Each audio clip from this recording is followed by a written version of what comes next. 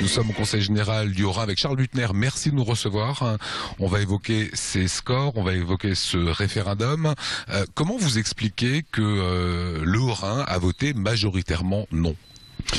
Alors c'est vrai que pour moi c'était une surprise hier soir. Je m'attendais à l'inversion de ce score-là. Je pensais qu'effectivement il y aurait largement plus de oui que de non. Je crois que tel que c'était parti, avec des mots qui ont été, je dirais, assénés, tels que fusion, tels que unique, alors, vous voyez, conseil unique, guichet unique, pensée unique, les gens, tropisme strasbourgeois, les gens ont tout de même eu des ondes comme ceci négatives dès le départ de cette affaire. Et moi j'avais bien compris cela dès le départ. Est-ce que vous le vivez, vous, comme un échec? Je pense que c'est un échec par rapport à la beauté du projet. Et je complète ce que j'étais en train de dire. On a demandé aux gens d'apporter une réponse à une démarche technocratique. C'est tellement loin de leurs préoccupations. Et c'est pour ça qu'à cette démarche, ce projet, j'ai essayé d'apporter réellement de la chair autour de ce squelette, d'avoir un vrai projet qui parle aux gens. Est-ce que vous estimez que vous avez échoué? Vous avez apporté de la chair, comme vous dites. Est-ce que ce matin, vous le vivez aussi comme un échec?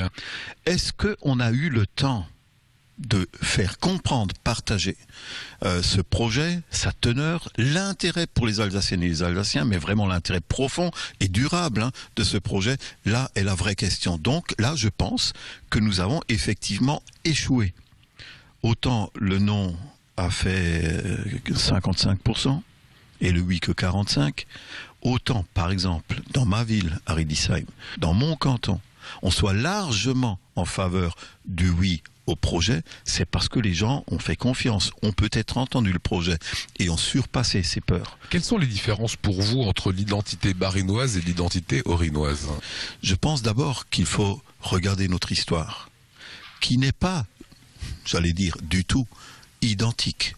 Mais ce n'est pas un problème. Mais nous n'avons pas la même histoire. Nous n'avons pas les mêmes intonations. Pas la même histoire en quoi? L'histoire, par exemple, la Haute-Alsace, qui est l'appellation historique d'origine contrôlée. La Haute-Alsace est en fait l'un des épicentres de l'Empire, vous savez bien, Saint-Empire romain germanique par exemple. C'est tout de même ici 7 siècles de domination des Habsbourg, et c'est pas la même chose de l'autre côté. Mais tout ça, c'est pas constater en fait des différences, c'est constater que nous avons chacun une histoire et une identité, et qu'il ne faut surtout pas jouer avec cela. Mais personne n'aurait joué avec cela. Mais si, vous savez, quand on dit fusion, les gens se sont dit aussi, mais est-ce que nous allons perdre, y compris notre identité, ce que nous sommes?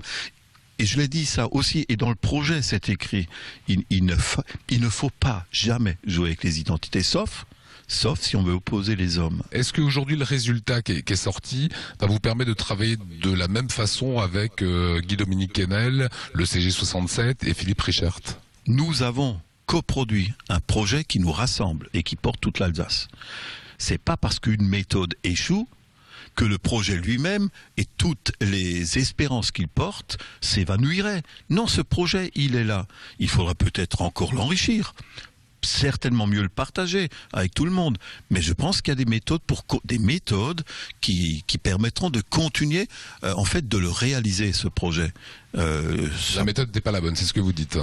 Mais la méthode, disons, elle a été voulue, elle a été mise en œuvre, le peuple a été consulté, aujourd'hui le peuple s'est exprimé.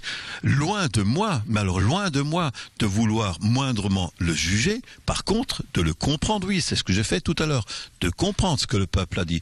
Et moi je crois en la sagesse populaire, donc il faut entendre ce qui a été dit. Et après, si on a des volontés politiques qui portent un projet, de trouver la méthode qui nous permettra de continuer de vouloir mieux servir les Alsaciennes et les Alsaciens. Et dernier point, vous pourrez toujours aussi bien travailler avec la région et le Conseil général du Bas-Rhin. Je l'espère bien. Enfin, ce serait vraiment...